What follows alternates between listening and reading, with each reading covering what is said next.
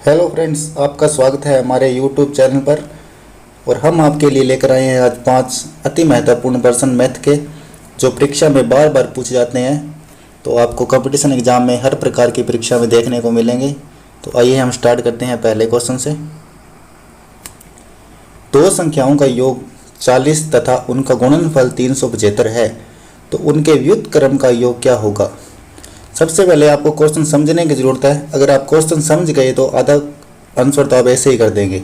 तो इसमें आप देखिए, इसने क्या पूछा है, दो संख्याओं का योग दे रखा है 40 और उनका गुणनफल 375 है, तो उनके व्युत्क्रम क्रम का योग क्या होगा।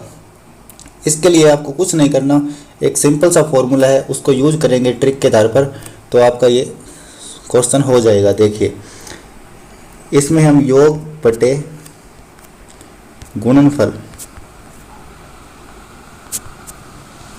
ये फॉर्मूला यूज करेंगे।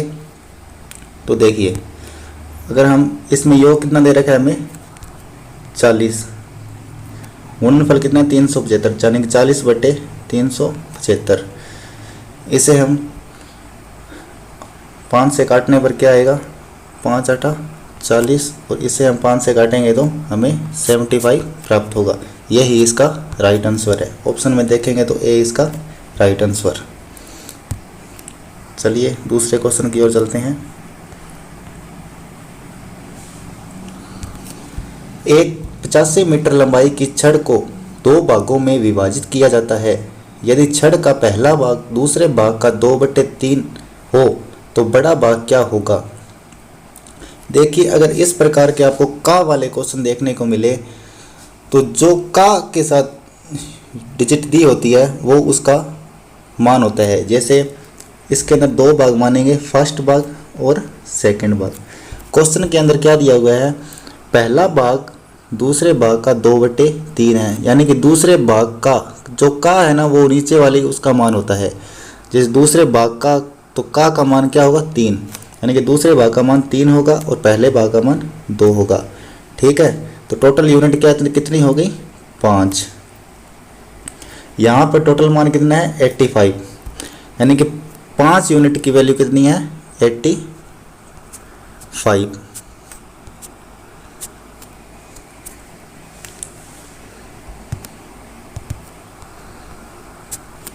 देखिए, एक यूनिट की वैल्यू 85/5 यानी कि 17। ठीक है, यहाँ पे एक यूनिट की वैल्यू हमें मिल गई 17। इसने क्या पूछा है,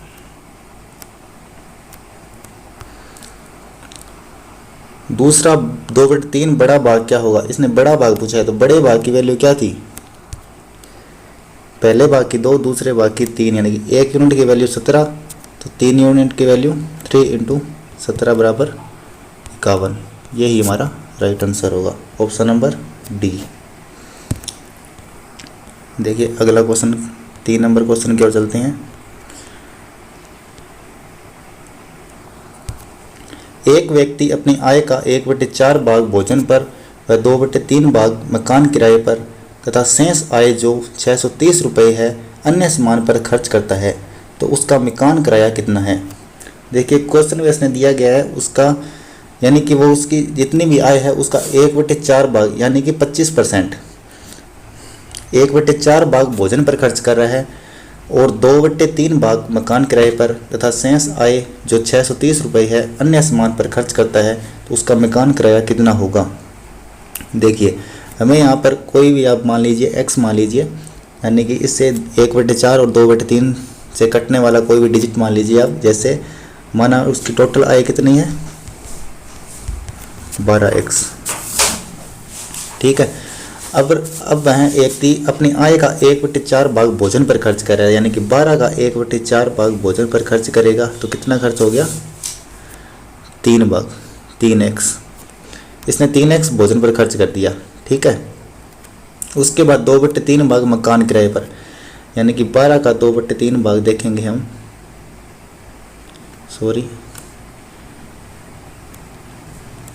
यानी कि 8 यूनिट 8x।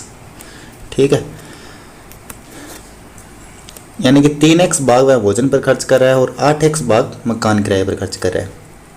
टोटल कितना हो गया 11x।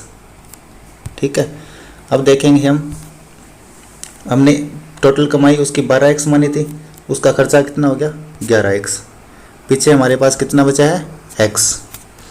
यही हमें दे रखा है, शेष जो बची हुई आय है वो 630 रुपये है, और यहाँ क्या बचा है x, तो इस x का मान क्या है 630 रुपये। अब उसने पूछा अन्य सामान पर खर्च करता है तो उसका मकान किराया कितना, यानी कि उसने मकान किराया कितना 2/3 भाग मकान किराए पर खर्च कर रहा है, यानी कि 8x जो हमने पहले वैल्यू निकाली थी 8x है, उसका मान निकालना है। ठीक है, x का मान कितना है 630, अगर 8x का मान निकालेंगे तो 630 × 8, इसका आंसर हो जाएगा आपका 5040 रुपये, यानी कि ए ऑप्शन। देखिए अगला क्वेश्चन, यदि स्टार एक ऐसा अंक है जो 5, 8, 2, 4 और स्टार को 11 से विभाजित किया जा सकता है तो स्टार की जगह कौन सा अंक आएगा। देखिए ये भाजकता के नियम होते हैं, जो 11 का नियम क्या कहता है, अगर आपको ये कोई भी डिजिट दे रखी है 5, 8, 2, 4 स्टार, इसमें होता है सम स्थान और विषम स्थानों के अंकों का योग या तो 11 से विभाजित होना चाहिए या उनका अंतर 11 से विभाजित होना चाहिए। देखिए कैसे, अगर यहाँ से हम इकाई अंक से लेंगे, स्टार से एक अंक छोड़कर 2 को जोड़ेंगे, फिर एक अंक छोड़कर 5 को जोड़ेंगे, तो ये कितना हो गया 7 प्लस स्टार। अगर इधर इकाई के आगे से हम एक इकाई को छोड़कर 4 से जोड़ेंगे, एक अंक छोड़कर, ये कितना हो गया 12। 11 का नियम क्या कहता है, इनके अंकों का योग या तो बराबर हो या इनका अंतर 11 से विभाजित हो।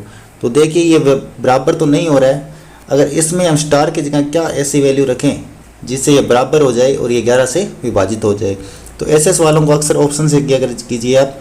तो ऑप्शन में देखिए, अगर 3 रखेंगे तो ये 7 और 3 10 हो जाएगा, ये 12 है इधर, तो 10 और 12 इक्वल नहीं हो रहे हैं तो ये 11 से नहीं कटेगा। इसके अंदर आप देखिए 5 रखने पर 7 और 5 12, 12 रखेंगे तो ये भी 12 हो जाएगा और ये भी 12 हो जाएगा। इसका मतलब ये है ये 11 से कटने वाली संख्या है, तो इसका सही ऑप्शन क्या होगा बी। यहाँ पर हम 5 रखेंगे तो ये 11 से कट जाएगा। चलिए अगले क्वेश्चन की ओर चलते हैं।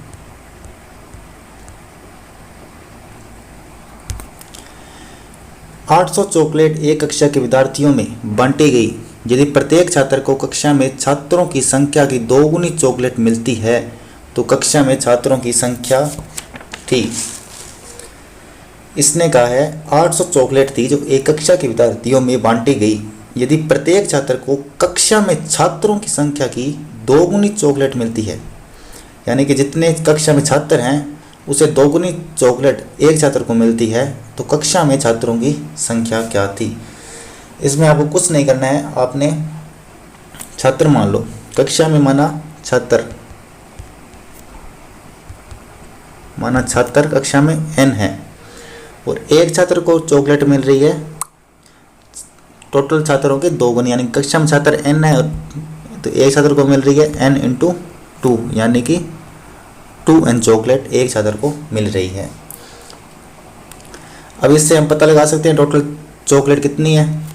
टोटल छात्र n है, एक छात्र को मिल रही है 2n × 2n, तो ये कितनी होगी 2n², यानी कि ये भी टोटल चॉकलेट आ गई और हमें 800 भी टोटल चॉकलेट दी हुई है, तो हम इनको इक्वल रखने पर हमें इसका मान मिल जाएगा। देखिए कैसे, हमने ये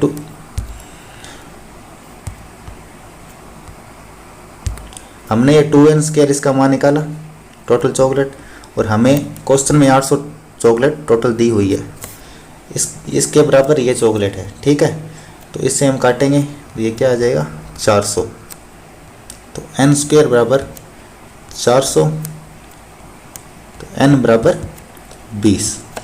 यही इसने पूछा है, कक्षा में छात्रों की संख्या थी, तो हमने कक्षा में छात्रों की संख्या क्या मानी थी n, तो कक्षा में छात्रों की संख्या हो गई 20, तो सही इसका राइट ऑप्शन होगा सी। तो आज के लिए इतने ही क्वेश्चन बहुत हैं आपके लिए। अगर आप हमारे चैनल के साथ जुड़े रहेंगे तो आपको इसी प्रकार की और वीडियो भी देखने को मिलेगी और परीक्षा में पूछे जाने वाले इम्पोर्टेंट क्वेश्चन आपके लिए लेकर आते रहेंगे। तो आज के लिए हम आपको क्वेश्चन दे रहे हैं जो कल आप कमेंट बॉक्स में दे दीजिएगा करके। देखिए, दो संख्याओं का योग तथा गुणनफल क्रमश 12 तथा 35 है, इनके व्युत्क्रमों का योग क्या होगा। तो इस प्रकार का क्वेश्चन मैंने आपको करवाया था, तो आप इस क्वेश्चन को करके और कमेंट बॉक्स में कमेंट कीजिएगा और हमें भी पता चले भी आप पढ़ रहे हैं या नहीं। और आपके लिए एक लाइन है, अगर सच में सफलता हासिल करना है मेरे दोस्त तो कभी वक्त और हालात पर रोना नहीं।